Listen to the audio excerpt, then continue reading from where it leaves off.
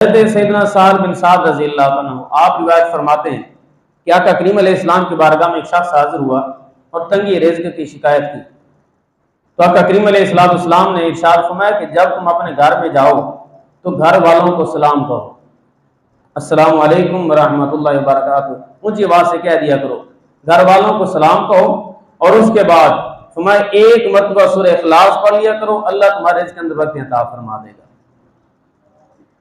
اگر گھر کے اندر کوئی موجود نہ ہو تو حضور علیہ السلام کو سلام کریں، السلام علیکم ایھا النبی ورحمۃ اللہ وبرکاتہ۔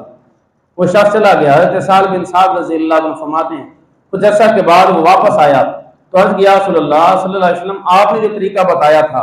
کہ گھر والوں کو سلام کہنا ہے اور سلام کہنے کے بعد ایک مرتبہ سورہ اخلاص پڑھ لینی ہے، تو یا رسول اللہ صلی اللہ علیہ وسلم میں نے یہ عمل کیا، اب اللہ تبارک و تعالیٰ نے اتنا رزق عطا فرمایا ہے کہ اپنا گھر بھی آسانی سے چلتا ہے، ساتھ کئی گھروں کا خرچہ وہ بھی میں نے اٹھایا ہوا ہے۔ اس لیے معمول بنائیں جب بھی گھر کے اندر داخل ہوں تو گھر والوں کو السلام علیکم کہیں اور اس کے بعد ایک مرتبہ سورہ اخلاص پڑھ لیں، اللہ رزق کے اندر برکت عطا فرما دے گا۔